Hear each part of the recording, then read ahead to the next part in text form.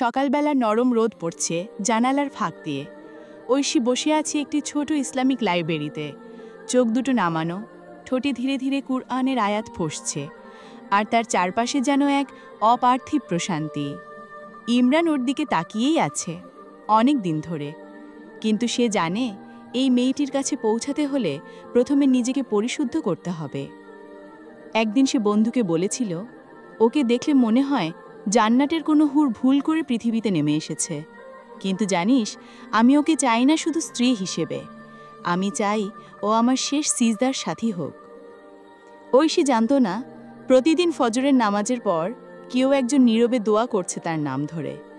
আল্লাহর দরবারে বলছে, ও যদি আমার হালাল হয় তাহলে তুমি মিলিয়ে দাও, আর যদি না হয় তাহলে ভালোবাসাটাও ফিরিয়ে নিয়ে যাও। দিন যায়, মাস যায়, কিন্তু ইমরান একবারও তার দিকে সোজা তাকায়নি। সে ঐশীর সম্মানকেই তার ভালোবাসা বানিয়ে ফেলেছিল। একদিন হঠাৎ ঐশীর মা এসে বললেন, একজন ছেলের প্রস্তাব এসেছে। ছেলেটি খুব নম্র, দিনদার, আর তোমার জন্য যথার্থ। ঐশী চোখে পানি চলে আসে। সে কিছু বলে না, শুধু বলে, আমি কেবল এমন একজনকেই চেয়েছিলাম, যে মানুষটা আমার চোখে তাকিয়ে বলবে, তোমার চোখে আমি জান্নাত খুঁজেছি।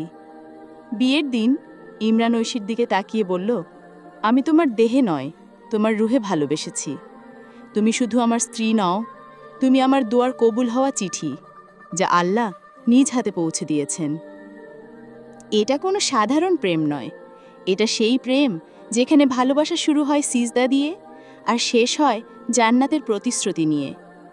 যদি গল্পটা তোমার মনে একটু হলেও দাগ কেটে থাকে, তাহলে একটা লাইক দিতে ভুলে যেও না। কমেন্টে জানিও, তোমার চোখেও কি এমন কাউকে জান্নাতের মতো মনে হয়েছে? আর এমন হৃদয়ছোঁয়া ইসলামিক গল্প পেতে চ্যানেলটা সাবস্ক্রাইব করে পাশে থাকো। তোমাদের ভালোবাসার দোয়াই আমার অনুপ্রেরণা। আল্লাহ আমাদের সব হালাল ভালোবাসাকে কবুল করুন আর মিলিয়ে দিন জান্নাতের পথে। আমিন।